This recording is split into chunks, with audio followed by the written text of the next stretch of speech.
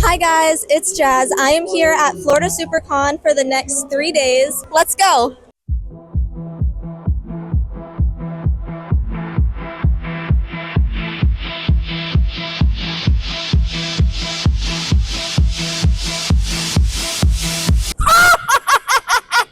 You silly Teen Titans, leave me alone! Hi, I'm Jason Spisak, and I play Silko on Arcane. Power, real power, doesn't come to those that were born strongest or fastest or smartest, no. It comes to those who would do anything to achieve it.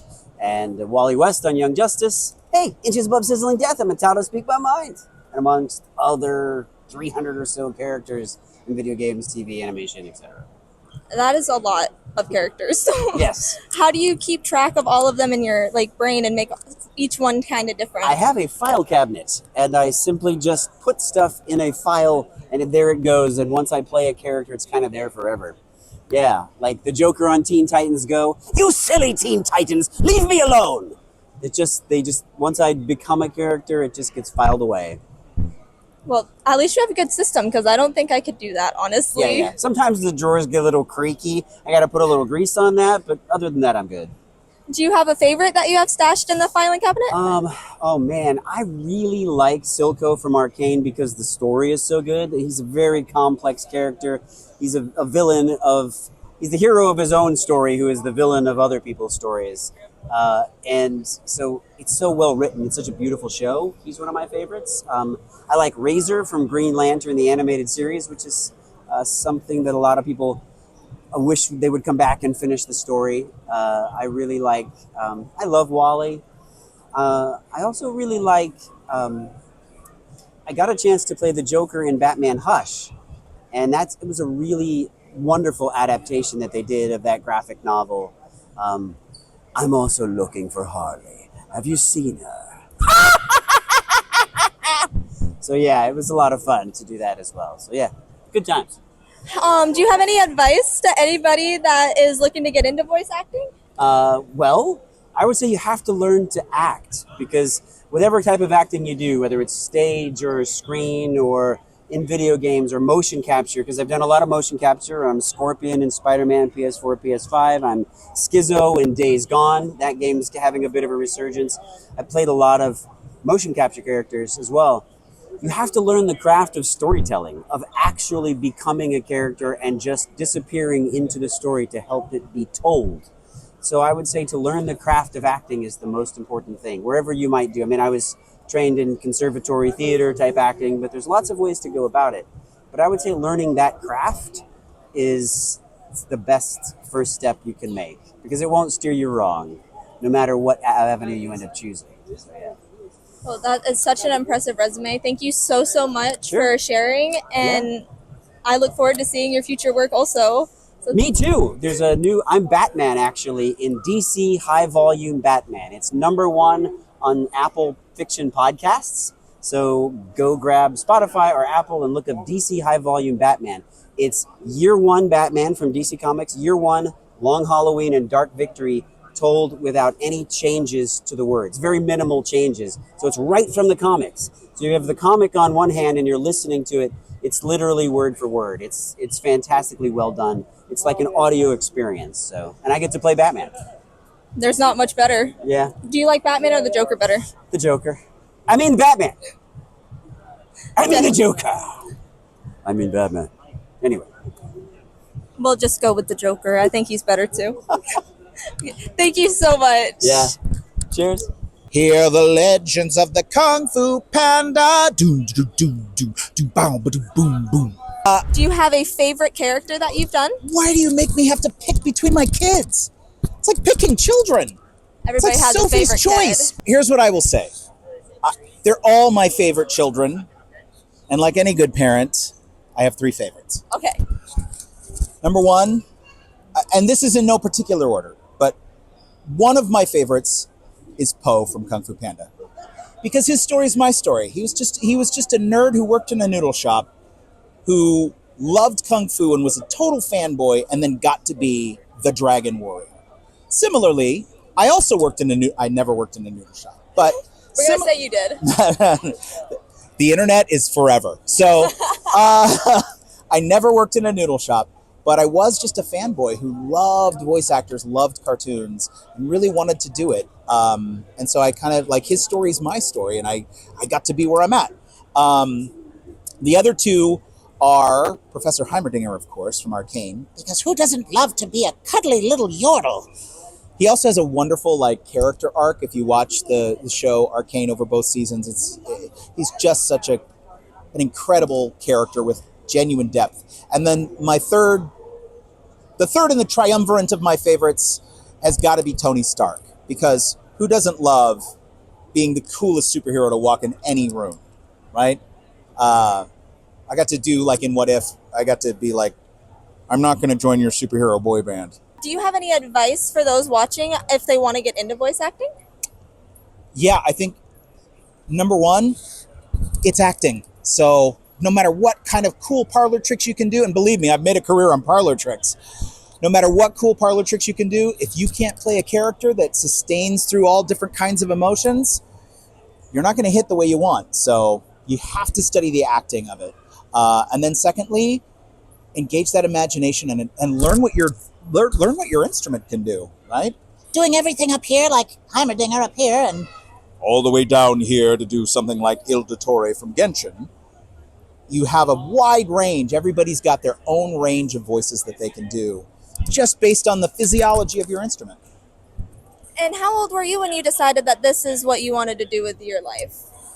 Oh gosh, that's kind of a weird answer, because I wanted to be an actor since I was very young. Ironically, I wanted to be a game show host, which maybe there's better money in that, so maybe I picked the wrong career path. But Never too late. it's never too late. But I knew I wanted to be an actor since I was a little kid. I will say that I didn't really focus. I'm the exception rather than the rule, but I didn't really focus on voice acting until I was about 30. And that's when I moved from Central California, which is very rural farm towns, to Southern California, which is where the entertainment industry is. But again, that's atypical. Most people figure out by their early 20s where they want to go and what they want to do. And a lot of the peers that I work with started then, at that age, in their 20s. But guys, like we said, it's never too late. Never. So if your heart is set on something, go for it. Absolutely. I'm living proof that you could make a career change at the age of 30 and still be doing fine. Well, we appreciate you for making that career change. Thank you. Do you want to get that earworm stuck in their ears? Hear the legends of the Kung Fu Panda. Doom, do, do, do, do, boom, boom, boom. Thank you so much. You're Now welcome. That's stuck in your head too. So You're welcome. You're welcome. Choose yourself. Make your own project. Write your own script. I'm meeting people from TV series that I love. I'm fangirling on people. There was Wonder Woman walking around here. It's been a great day. It definitely seems it. I've loved everything. I'm hoping to meet your colleagues tomorrow also. What is like your favorite project that you've worked on? I would say probably the most gratifying one has been God of War, because I was able to grow with my character Freya. She's the Norse goddess. She goes from a shell of what she once was all the way back to reclaiming her wings and becoming the queen of the Valkyries again. And so to be able to, as an actress, pour myself into that range of emotions that these incredible writers at Sony Santa Monica Studios gave to me was an absolute gift. So I would say, yeah, playing Freya. And then I would say Freya for all the dramatic work, but I played a very wily witch character named Hexala on a TV series called Dwight in Shining Armor. And it was produced by BYU TV. And I got to be a sassy fashionista witch. And I got to just be a complete nut job. And I got to say, as an actress, it was very freeing, because I'd always come up with these crazy ideas, and say, could I get away with it? And they'd always be like, oh yeah, sure, this is great. So I felt very free as a comedian in that role. And as Freya, I felt very free as a dramatic actress. You seem like a very strong, present lady. I love it, and confident. And I see the fashionista. Oh, thank you. I'm loving the dress. Yes, well, it's humid in Yes. Miami. And so we had to stay a little aerated. Yes, it's perfect. Do you have any advice for anybody that wants to get into voice acting? Yeah, I answer this question a lot, and I always start with you have to love it. You have to know that it's exactly what you were meant to do because it's such a tricky industry. You know, you hear a lot of horror stories. It's not the most friendly. Hey, everybody, come on in. Oh, you have a great look at the soda fountain. Here's a job. You know, those days are kind of long gone. So I say, learn the craft. Learn by watching people that you admire, great projects. Take classes, understand what it means to be an actor, a voice actor. And then I would also say make your own content because now with outlets like YouTube and TikTok, I didn't have that growing up. So you're waiting for someone to call you and say, hey, we're choosing you. But now I say choose yourself. Make your own project, write your own script, find a camera person, get a person that has a VO booth, or create your own. Create your team of people and start making your own projects. And I'm basically speaking to the choir because kids today are already doing that. So yeah. And then you build yourself a body of work, you build yourself a resume, and eventually you'll fall into the right place. I do believe that. But you have to be in it for the long haul. I love that. I could not have said that any better, honestly, especially with the content creating and everything, because I know a lot of the kids watching already do that, like you said. So I think that is perfect. There's a $5,000 scholarship, yeah. Tom Savini, special makeup effects, actor, director. One of my favorite things was From Dusk Till Dawn with George Clooney, Harvey Keitel, Juliette Lewis, Quentin Tarantino. And my advice to teens who want to do that sort of thing is to learn how. My school is 16 months. It's a degree program, and you do this all day. That's awesome. Yeah. So is there like scholarships to the school or? There's a $5,000 scholarship, yeah, that I put in but you have to earn it. You know, normally you don't have to know anything to come to this school. You only have to be a high school graduate. But if somebody comes in with a portfolio, well, they're going to get a scholarship, you know, so that's how it works. That's awesome. Hear that, guys? So we'll have the QR code for that. We'll make sure we have it.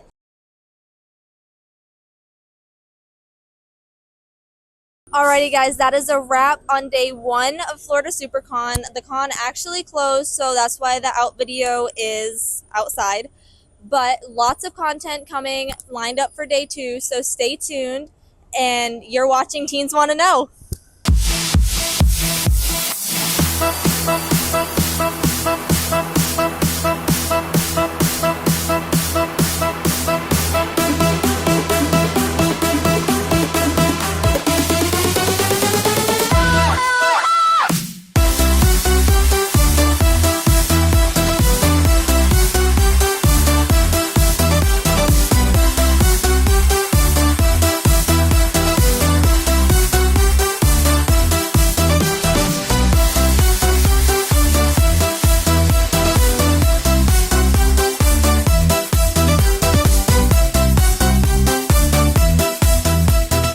Hey guys, it's Jazz. We're here on day 2 of Florida Supercon, and I'm so excited. Y'all are gonna love today's content. There's a costume contest and tons of fun activities going on, including panels. Let's go, guys.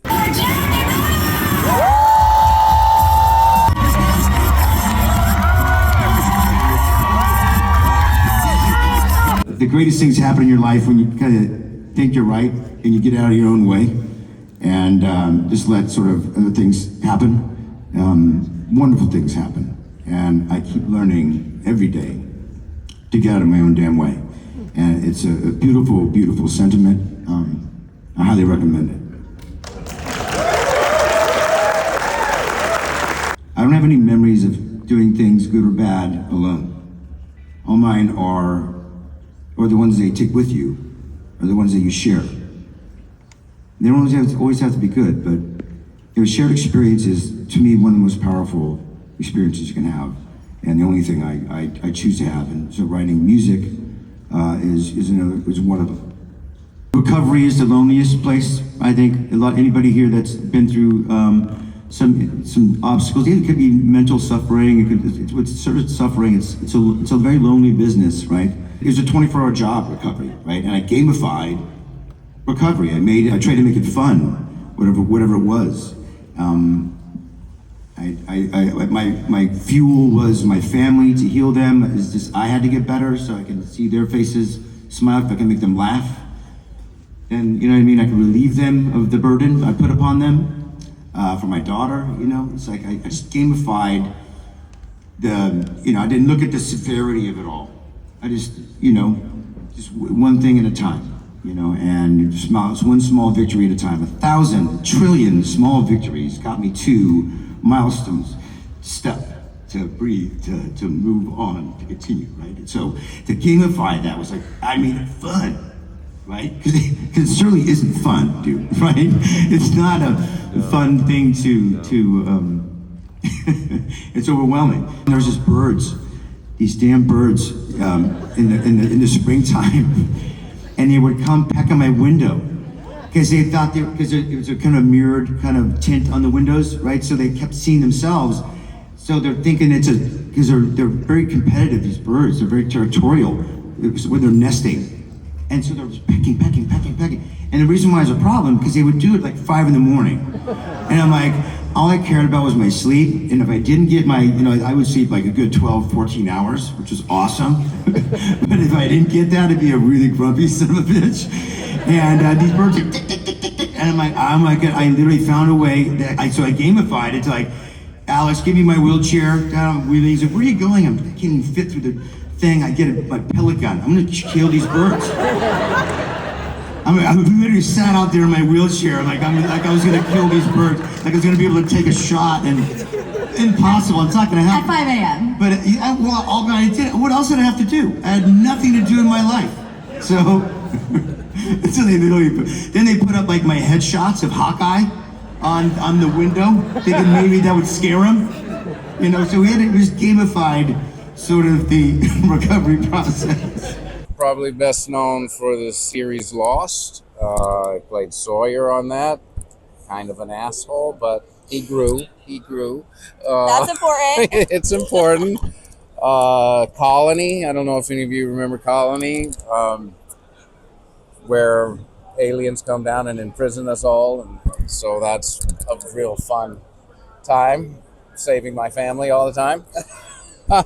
And then Mission Impossible. I don't know if you saw Mission Impossible. Just finished a series, Duster, where I'm a fixer for the Mafia in 1972. HBO. And I just finished a Western called Flint. So my first Western. Oh, nice. A lot of fun. Oh, and I was on Yellowstone. 5 fishermen on Yellowstone. I don't know if you guys remember that, but been on a few things. Yo Gabba Gabba I did for my daughter, and I have a daughter, and I watched that show all the time when I was a kid. Farmer Josh. Really? Oh my gosh! Yes, I've not watched that show in a long time. I was the farmer guy, and we were making gardens and trying to teach them how to grow things. But my brother actually loved that character. I love that show, so I did that for my daughter. What else? Community. I did an episode of Community. You ever watch Community? With Chevy Chase. It was way back. I don't think so. You've seen it. So Cameraman's seen it. Yeah. So that's it. Kind of a little bit of everything. That's an impressive resume. It's very all over, like very diverse. Yes, kind of diverse. So what is this? This is Teen Magazine? And yes, Teens Want to Know. Teens Want to Know, that's there right. Okay, fantastic. So do you have like a favorite character that you've been or a project that you've worked on? Yes, I mean Lost was probably my favorite because it shot in Hawaii for 6 years, so I got to live in Hawaii. That's and kind of play the opposite of who I am. I was raised Southern and sugarcoat everything, but my character on that show was very direct, if you will. So I enjoyed that. And the last one I did, I just finished a Western, so I'd never done a period piece, so that's a lot of fun that's to awesome. do that, ride horses, that kind of thing. That's awesome. Did you have to learn how to ride the horse, or did you already know how to do that? I knew how to do it because Taylor Sheridan, they wrote Yellowstone. I sled horses with him a bunch, and so I know how to ride, but it had been like 5 years So I had to get back on it, get used to, running and positioning horses, because horses on camera, if they just do this and lean on one leg, then you're completely off frame. Oh no. So you're like, you always have to know how to give them a little leg, balance. And then they'll come back in frame, and then they'll lean out of frame. You're like, oh God. So it's fun. That does sound super fun. Do you have any advice for anybody that might be wanting to get into acting? Yes. Have other interests. Acting is very inconsistent, though it's amazing. It's a study of human behavior. It's fantastic as an art, but it is inconsistent. So have other passions as well as acting. I love that. Hi, I'm Ben Meeks. So I have 2 series. This is my first series. It's about a were-otter hunting demons for the Earth Mother. And then my second series, Paxor 7, it's basically old man stuck in a video game. He's dying in the hospital, gets his consciousness uploaded to a digital retirement home, and wakes up as a space marine with no idea how he got there. So he just has to play the game so he can figure out how to get out. Spoiler, he's not good at it. My main series is about a young man who made a deal with the devil that put him at the center of the war between heaven and hell. Now he's stuck in a conflict he wants no part of, but happens to be the catalyst for. That's at least my main series. I also write short stories for samples of my writing. Like I said, Supernatural is kind of my wheelhouse, so I've got Halloween-inspired, Grim Reaper, and then I do have some traditional fantasy. We focus on digital animation as well as visual effects, and so we're helping our students become CGI artists as well as 3D animators. That's amazing. Do you have any special requirements to get into school? Can anybody come join it? Yeah, so our only requirements are being 18 and over, as well as having your GED or your diploma.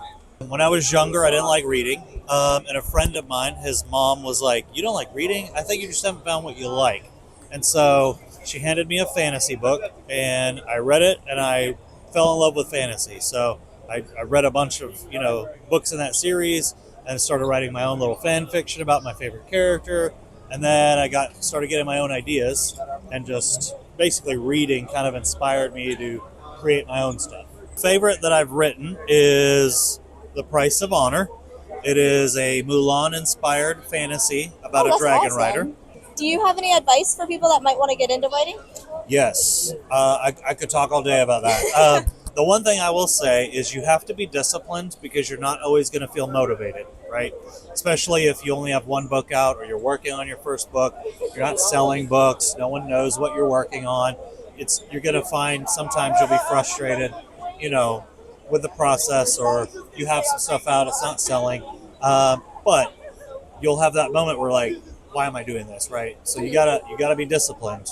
But in the chair, put the words on the page, and just write. Don't worry about all the other stuff, and just get the words down. Yeah. Just never give up and stay disciplined. Yep, That's awesome. So we have 2 titles that we write and produce.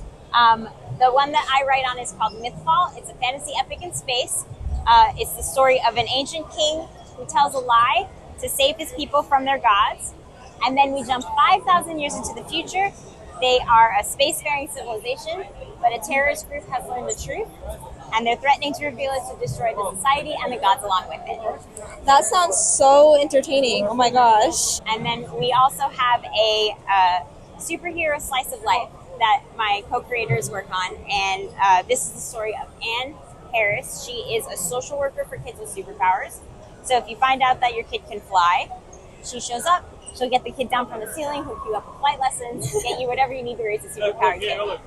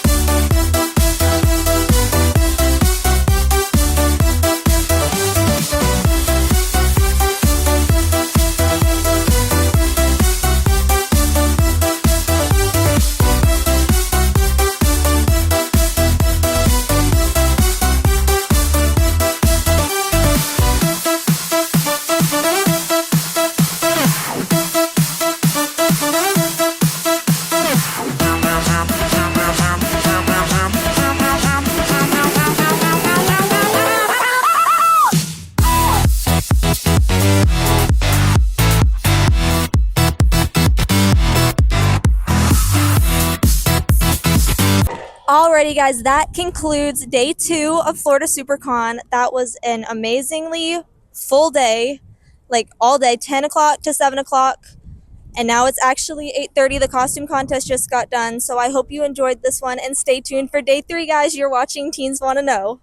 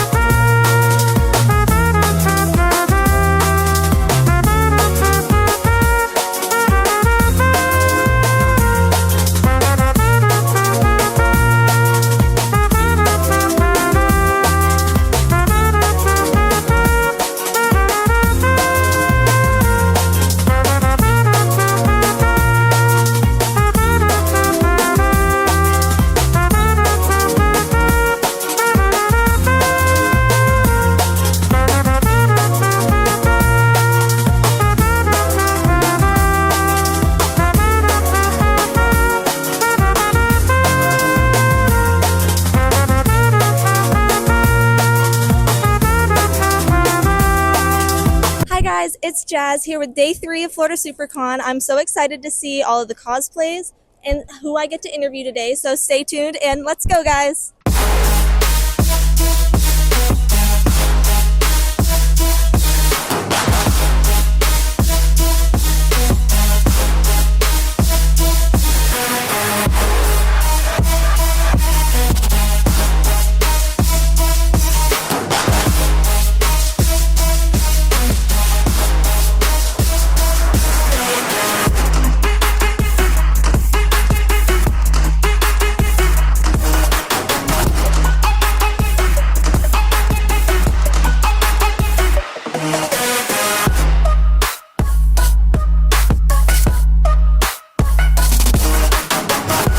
This character needs no introduction, but can you please introduce yourself to everybody?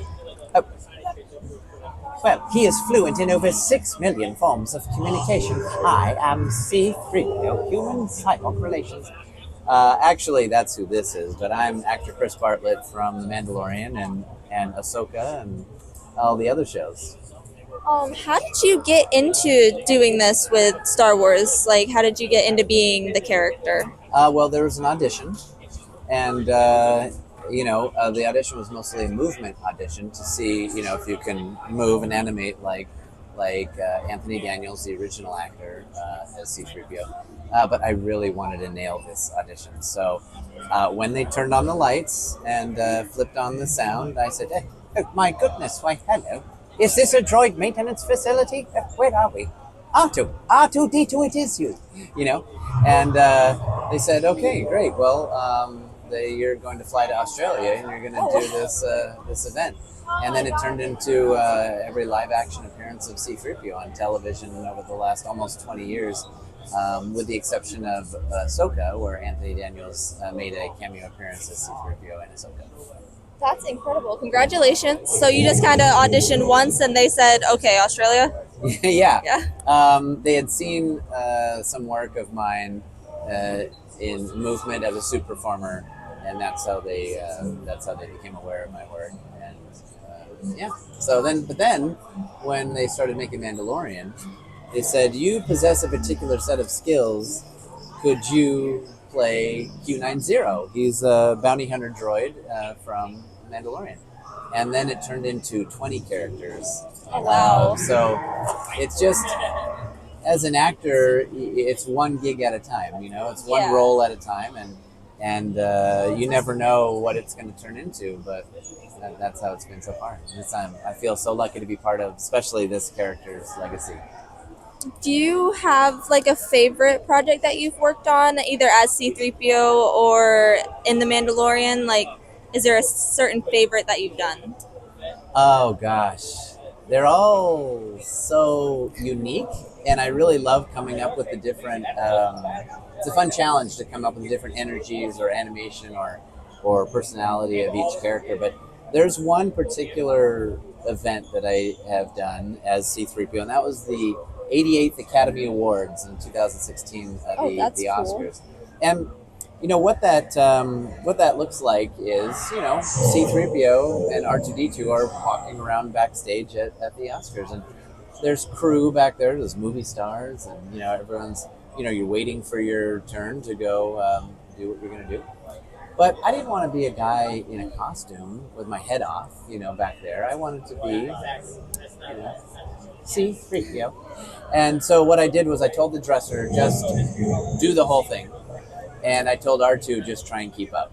And so we walked along like we were arguing, as typical in character for those characters.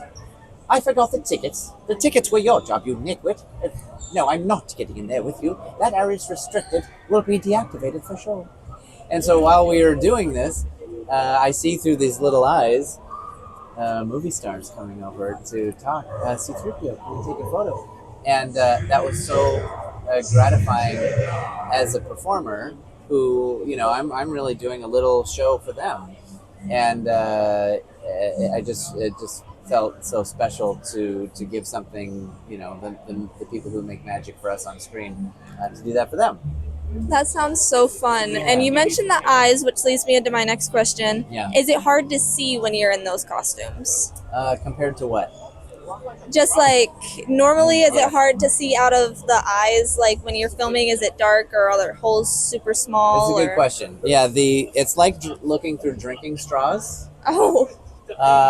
And then inside the helmet is all wires and lights and fiberglass. So you don't want to focus on what's inside the helmet because that can be real disorienting. But you focus on what's out here, and even though you're limited vision, you can see. There might be R2-D2 or stormtroopers or a land speed or something, or people smiling. That's the trick, is to avoid any.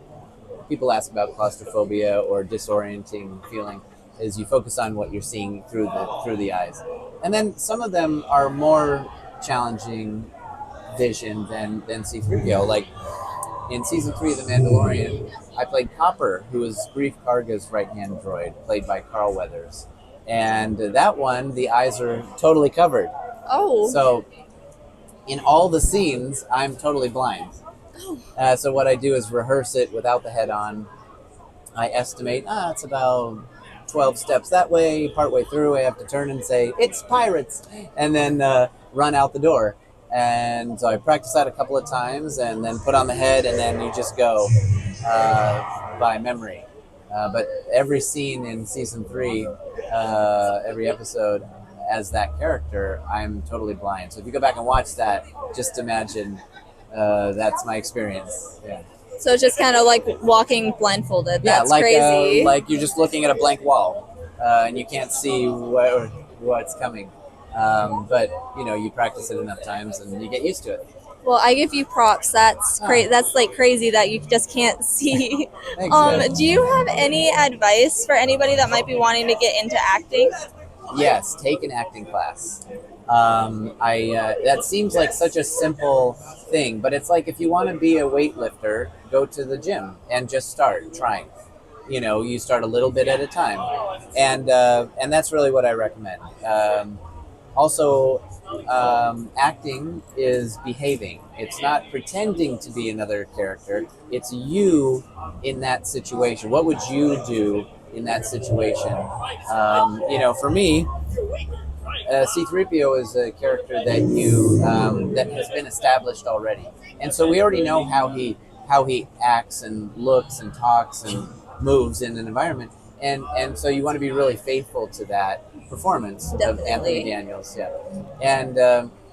but with other characters you can come up with new ideas. So Q90, he kind of looks like a praying mantis, and so I that's what I determined from looking at his face. So I went home and studied praying mantis videos, which are terrifying if you have watched those. I have. Those are not very funny. Yeah, and but they have a real creepy insect feel, Yeah. and so that's what I wanted him to feel like, an unsettling kind of a feel.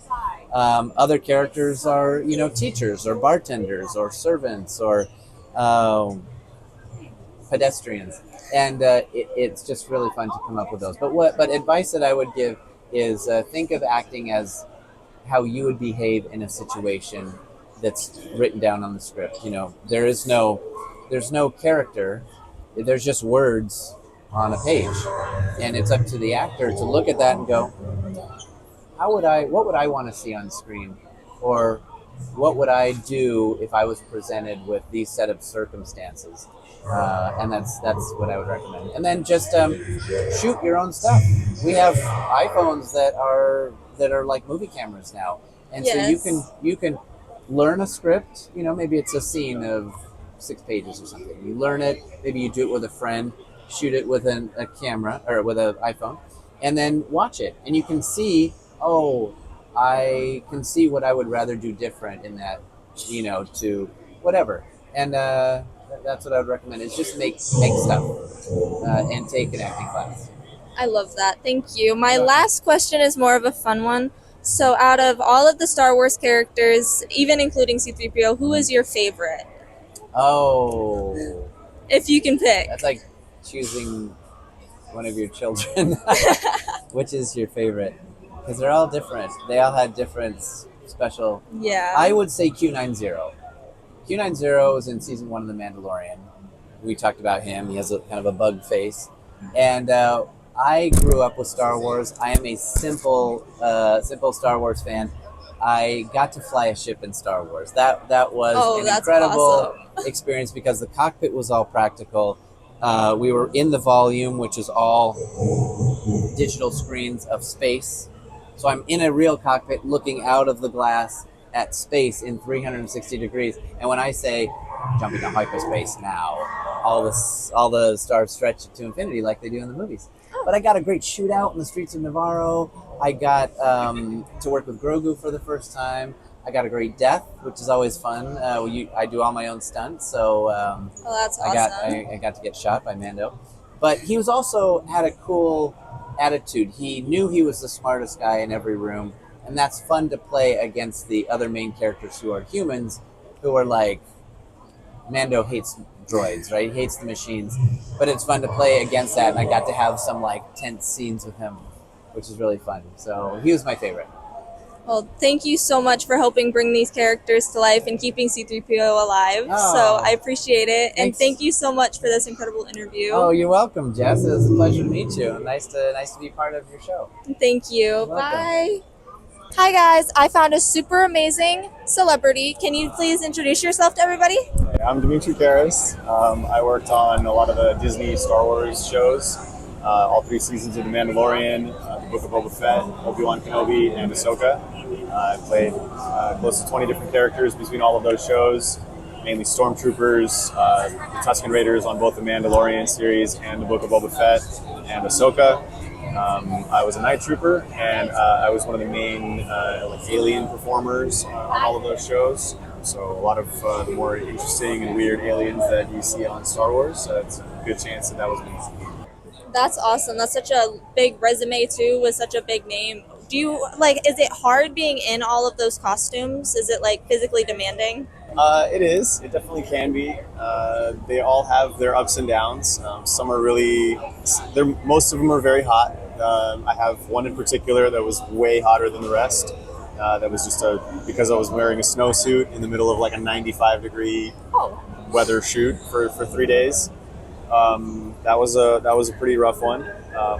But yeah, all the costumes are they have their quirks. The Stormtroopers are certainly the least comfortable of the bunch because everything just doesn't quite fit the way that you think it would fit to a human body, and things get in the way and pinch everywhere, and they're heavy, and also we're wearing them for of course we can take the helmet off, but for the most part the entire armor we're wearing it for up 12, 14, 16 hours a day. Oh, wow. And not really removing it the entire time. So That's insane.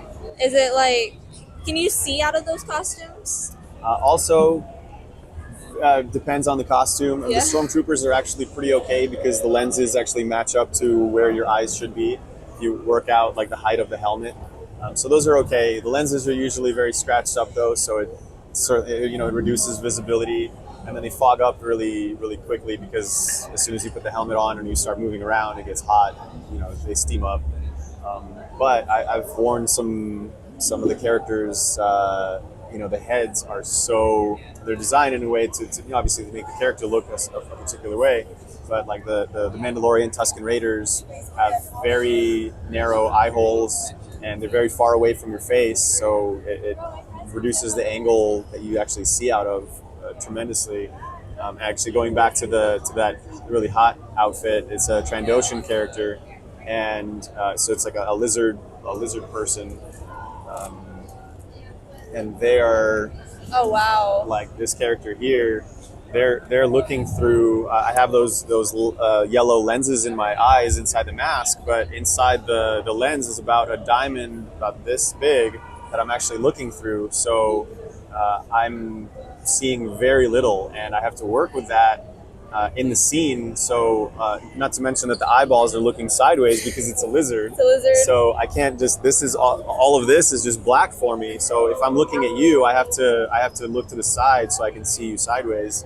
And during the scene, I have to scan back and forth to see, because there's always other characters moving in the scene, you know, different obstacles. So I have to be like looking around to make it look natural. So I'm not just darting all over the place, weird. But I have to spot way in advance what's ahead of me out of the corner of my eye, to make sure that I don't bump into anybody or trip or fall down in the middle of a take. Yeah, that would not be a good thing. That was actually leads into my next question of when you are filming and you can't see, do you have to practice beforehand without the armor on, or do you just go for it once you're fully dressed? We generally we'll have a couple of rehearsals usually for most scenes, and we'll work out the way that the whole ensemble is in their actions, and we'll figure it out first during the rehearsals, and then anything that needs to be changed and adjusted, that gets done, and then usually there's like one final rehearsal so we all know what's happening, and then on the next take, then we'll start doing the ones that will be kept for potentially being in the show.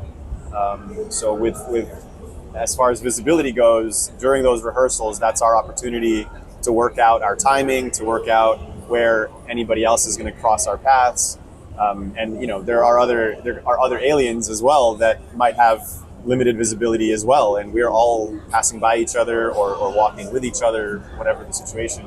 And then in certain scenes, there's way more action happening, so we all have to keep track of where we are in that scene, just so nobody gets hurt, and so everything works out properly, and the timing doesn't change. So it is up to us to work those things out pretty quickly.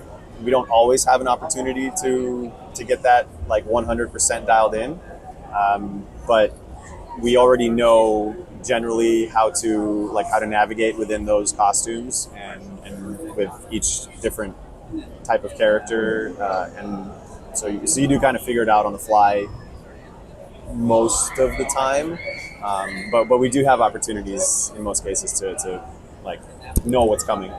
Well, I give you props because that is impressive to not be able to see and have other people on set that can't see. Yeah. So I give you major props for that. How old were you when you realized that this is something that you really wanted to do? I don't remember exactly how old I was. This is, for me, it was there was a large break in how my desire to pursue the film industry happened. So I wanted to be a stunt performer when I was younger, and I was actively training in martial arts, and that's my background in stunts. And as I grew up, I moved out of my parents' place very early. Had to just life came at me very fast.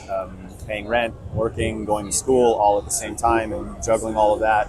I also didn't know how to go about getting into the film industry at the time, and very quickly it was just kind of a forgotten thing. And I actually then years later met my partner, who I'm with now for 10 years, and her family has been very directly connected to the film industry for a long time. And her dad is a longtime stunt performer, stunt coordinator. Oh wow! And so as soon as I got in touch with them, there was a very almost immediate rekindling of that desire. And I was in a different place in my life financially, and I had different resources compared to how I was as a kid, obviously. And by kid I mean like 18, 19, 20 when I was figuring out early adulthood. And I was able to make the conscious decision to like reduce my income at the current job that I was working as a restaurant manager, and started to pursue the film industry and doing background acting and like working toward getting into the union. And that's like the way that most people in the industry go about joining SAG. And was doing background for a couple of years, and then found my way on the set of Star Wars eventually, and now we're here. Well, So, congratulations. thank you. 'Cause that's incredible. My last question is just like a fun one. I know you work for Star Wars, but are you more Star Wars or do you like Star Trek better? I think I like Star Wars better. I never really clicked with Star Trek. I have seen a good amount of Star Trek when I was younger. I have an older brother; he's 6 years older, so a lot of the time, and he's also a Star Wars fan. But he made the decisions when I was growing up of what we watched on TV. So I watched a lot of movies and television that was very much his decision. And anytime he would put on Star Trek, I would just kind of check out and go figure out something else to do, because I don't know, it's not exactly a kids show, as far as I remember, at least. And I've seen the new Star Trek movies; they're pretty cool. But yeah, I just never really connected to Star Trek quite that much. But yeah, and I've like at this point I've seen like all of most of the Star Wars projects that have released, and so I do keep up with most of them. Well, thank you so much for this Thank amazing you. Thank you so interview, much for and having it me. was so nice to meet you. My pleasure. Bye. I am the writer, creator, and publisher of a few different comic book titles, but the one I'm talking about today is Warline, which is about an old vigilante and his daughter going after the tyrant that destroyed their lives and now controls their city. And I'll give you guys a little peek of it. It's a 3-issue miniseries, and we happen to have the entire series done and completed, which I'm really proud of. It's a 5-year project done. Wow. And we're here at Florida Supercon trying to move through the rest of these before I got to catch a flight back home to Chicago. Hi guys, I found a booth full of my favorite things, Disney and Stitch. Can you introduce yourself to everybody? Sure. Hi there. My name is Peter Raymundo. I was in character animation on 9 movies for Walt Disney Studios in the 90s, including Mulan, Lilo and Stitch, and Princess and the Frog. That's incredible. What got you into wanting to be an animator, especially for Disney? The movies. I mean, again, I was a little bit older than you guys, but in the 70s, 80s, you could only see the movies in the theaters, basically. But my favorite movies were Disney animated movies. I loved Pinocchio and Peter Pan. Like, those were just huge to me. And then one day, literally in 1989, I saw on the Wide World of Disney, I saw the making of The Little Mermaid. And I was in high school, then a junior in high school, and it just clicked that that's a career. That's something people can do. And it just changed my whole life. That's amazing. Well, congratulations for that, because you've made some of my childhood Thank you. classics. I see you have a book here. Yes. Did you write this? I wrote and illustrated it. So this is actually my 9th book. This is published by Penguin Random House, my favorite publishers. So it's a graphic novel, actually a hybrid graphic novel. Let's see if this looks like this. But this is about competitive speed cubing. So everyone knows what these are. Yes. But there's a whole world around solving these very quickly. And it's very organized. It's very competitive. But this is a story, it has to do with 5 very different competitors all converging on a national championship. And you don't really need to know anything about cubing necessarily. It's really about competition. Do you know how to solve one? I do, yeah, but it takes me a couple minutes, so I wouldn't. That's okay. Under pressure, I wouldn't be able to do it. That's better than me, because I've never actually successfully done one of them. Do you have any advice for anybody that might be wanting to get into like animation or writing? The people who make it never waver in belief in themselves, and that's the difference. But I fully believe between myself and the many people who did not make it to Disney at the time when I was trying to get in, or even now, or to make it as a writer. It's true that the chances might be 1 in 10,000 or 20,000, but just make sure that you're that one. Do what it takes. I mean, if it takes, and it does take sometimes doing 20 to 30, 40,000 drawings to become that good, then that's what you do, right? If it takes 150 submissions to get a book published, then that's what you do. And that's the abstract thing. To get, for drawing wise, I mean, animation, for one, be passionate about it. Love that thing. And if you don't really truly love drawing and love animation or love motion, love movies, you're going in the wrong field. Because people on the A list like that, they truly love what they're doing. They're obsessed with it. Same with the books. I mean, it's like, this took me a couple years to make. And you better love doing that thing and love the process, not the outcome. Not, I'm going to work on famous movies, not I'm going to be rich and famous one day. Not, don't worry about the outcome of it. You have to worry about the process of making it. Yes. That's the key to success, I believe. Alrighty guys, that is a wrap on day 3 of Supercon and Supercon in general. I hope you had just as much fun watching it as I had coming to it. So, as always, you're watching Teens Wanna Know.